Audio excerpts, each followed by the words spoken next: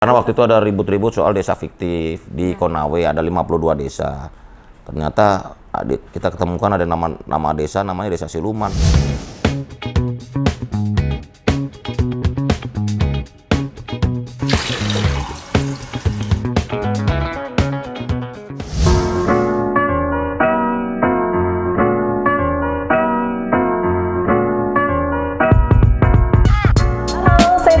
Kembali lagi di Ngompol, ngomongin politik, jpnn.com, di channel YouTube kami, jpnn.com.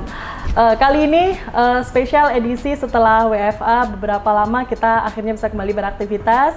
Kali ini saya akan ngobrol banyak soal politik bersama Bapak Wakil Menteri Desa, Pembangunan Daerah Tertinggal dan Transmigrasi, Bapak Budi Ari Setiadi. Selamat pagi Pak Budi. Selamat pagi. Pak Budi, apa kabar? Baik, baik. Apa kegiatannya selama WFH kurang lebih 2-3 bulan ini Pak? Ya, WFH di bulan-bulan pertama diwarnai dengan banyaknya webinar. Oke. Karena perubahan berkomunikasi, berinteraksi, sehingga saya mendapat tawaran hampir setiap hari ya, webinar dari seluruh atau berbagai lembaga, instansi, kelompok, dan lain-lain. Pernah ada sehari 3 kali, pagi, siang, sore, temanya lain-lain. Ya, nggak apa-apa, ini bagian dari kerja kan. Saat mengisi webinar seperti itu, apakah materi apa yang Bapak sangat tekankan selalu disampaikan untuk masyarakat, Pak? Jadi ketika fase awal work from home itu kan fase sebelum mudik, lebaran, sebelum Hari Raya Idul Fitri, sehingga kita terus mengkomunikasikan pentingnya larangan mudik. Macam-macam, ada soal BUMDes, inovasi desa, soal menumbuhkan semangat kerja di desa, termasuk tema-tema yang ideologis soal bagaimana Maranisme dan desa. Bapak mungkin ada hobi khusus Bapak, seperti kan saat ini ramai sekali dengan bersepeda atau berolahraga. Bapak mengikuti tren itu tidak? Iya, memang bersepeda saya udah dapat tawaran juga nih, udah hampir 2 minggu untuk bersepeda, tapi nanti belum, pada waktunya pasti saya akan bersepeda. Oke. Saya baca-baca profil Pak Budi ini kan aktif di berbagai media sejak muda ya Pak. Iya. Bahkan sebelum sekarang menjadi wakil menteri, profesinya adalah seorang jurnalis. Ya, waktu gitu. muda, waktu zaman mahasiswa. Menjadi bagian yang dulu pernah dibredel zaman Orde Baru ya. Itu. Bagaimana Pak itu ceritanya Pak, dari jurnalis? Ya memang kita politik? ketika lulus SMA saya memang berminat menjadi seorang jurnalis, makanya saya mengambil jurusan Ilmu Komunikasi di Fakultas Ilmu Sosial Ilmu Politik Universitas Indonesia. Termasuk kuliah saya di S2-nya adalah soal manajemen pembangunan sosial di UI juga. Nah, memang saya tertarik dunia tulis menulis, dunia yang penuh imajinasi, karena menurut saya kekayaan terbesar yang diberikan Tuhan pada manusia adalah imajinasi. Seluruh kejadian besar di dunia itu lahir dari imajinasi. Bahkan Indonesia merdeka pun dari hasil imajinasi para pendiri bangsa kita. Karya Bapak yang sampai saat ini mengenai mungkin ini terbaik gitu menurut Bapak? Oh, banyak. Boleh ceritain, Pak? Misalnya yang saya sangat berkesan itu waktu saya tahun 96 mewawancari Bu Sri Mulyani. Tahun 96 tuh. Yeah. Dan Bu Sri Mulyani waktu itu ketua LPM. UI itu Indonesia sebelum krisis. Nah, ketika itu memang udah ada tanda-tanda bahwa Indonesia akan menghadapi krisis di 98, krisis finansial di 98 gitu. Apa yang dibanggakan waktu itu? Mungkin mendapatkan reaksi dari tulisan Bapak, reaksinya seperti apa itu?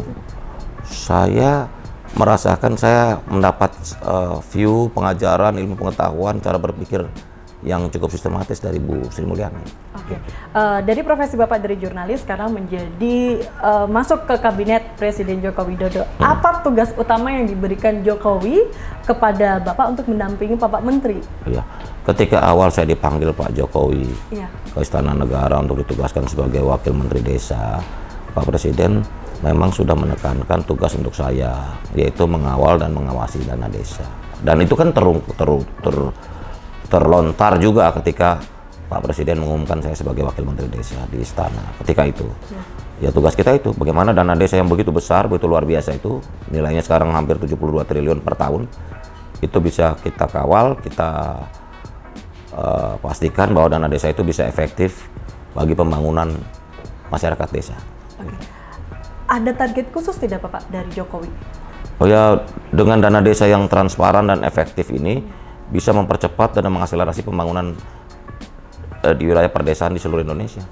Karena syarat kemajuan Indonesia kan kemajuan desanya. Kalau desanya nggak maju, ya bagaimana mau Indonesia maju? Gitu. Jadi dana desa itu adalah instrumen distribusi keadilan bagi warga desa. Karena pembangunan itu harus merata dari Sabang sampai Merauke, dari Miangas sampai Pulau Rote. Mungkin bisa dijabarkan mungkin dalam bentuk pembangunan seperti dulu dan sekarang seperti itu. Ya misalnya begini, di desa-desa itu kan infrastruktur menjadi penting, jalan desa, listrik, penerangan dan lain-lain. Nah itu kan dari pencapaian selama 5 tahun sudah kita bisa lihat bahwa berapa ratus ribu jalan desa terbangun. Bahkan kalau kita keliling desa di Jawa, perhatiin aja, jalan desanya kan udah bagus-bagus. Begitu. Nah itu akibat dana desa. Itu karena dana desa. Oke. Diceritakan Bapak dulu waktu menjadi wakil menteri pernah mengunjungi desa namanya Desa Siluman di Kecamatan Siluman. Pabuaran, Kabupaten Subang. Itu gimana Pak? Kan itu sempat Ya, namanya karena waktu itu ada ribut-ribut soal desa fiktif di Konawe, ada 52 desa. Ternyata kita ketemukan ada nama desa namanya Desa Siluman. Tapi nama itu betul nama Desa Siluman itu. Namanya betul-betul Desa Siluman di Kecamatan Pabuaran, Kabupaten Subang.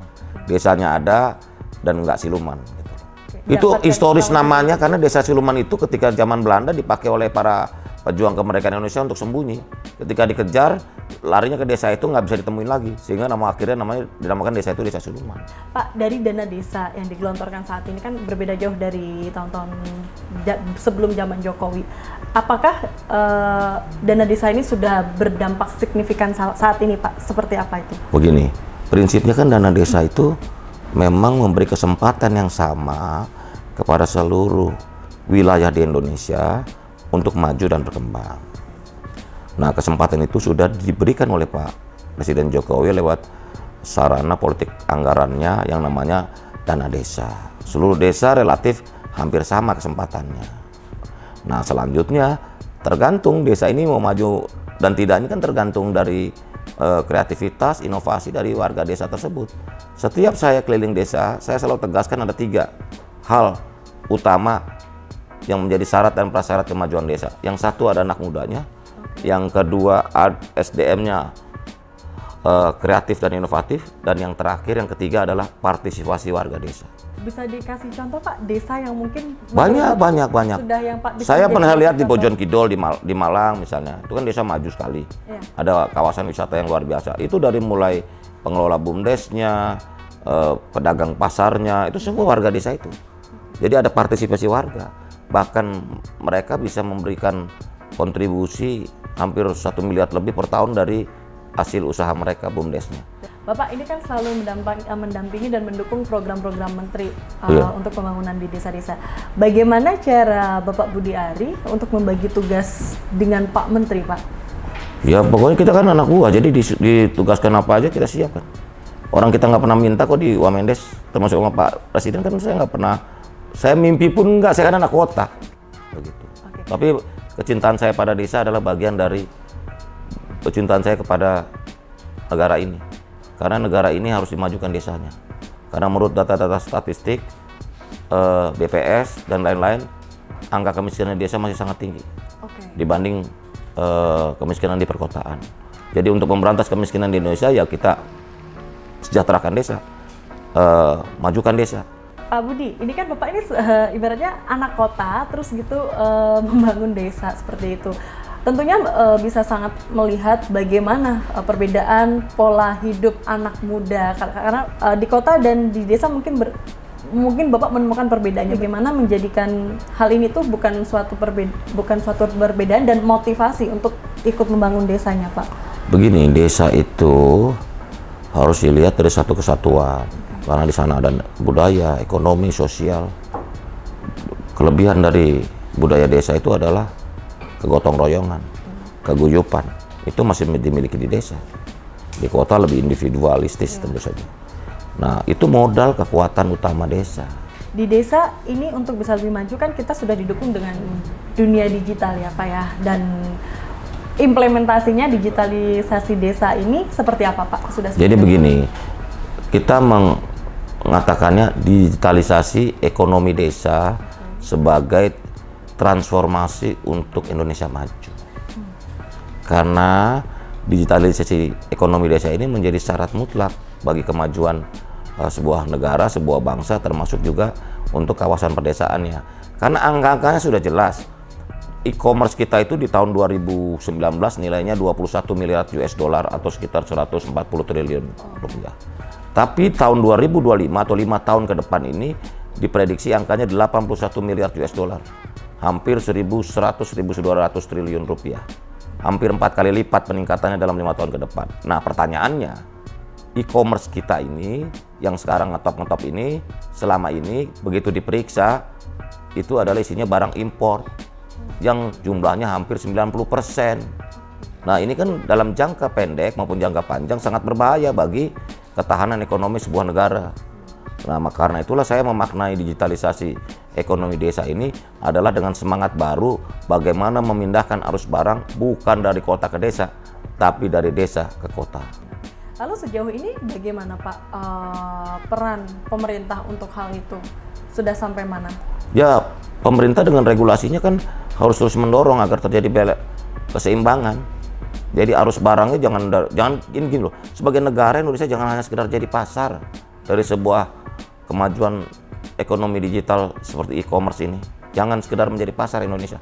Indonesia harus menjadi produsen, dan produsen yang potensial itu ya ada di desa. Desa kita ini kan subur.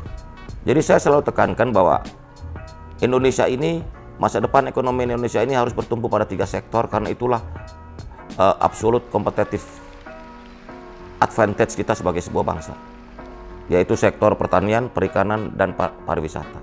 Dan itu 3-tiganya ada di desa. Apa nggak luar biasa potensi desa? Kalau memang 3 sektor ini sudah benar-benar maksimal, apakah bisa mengalahkan dunia yang... Oh ya pasti dong, laut tropis seluas Indonesia siapa yang punya? Itu ikan itu kayak isinya ikan apa, tambak skala besar kan itu laut kita. Oke, Bapak, terima kasih.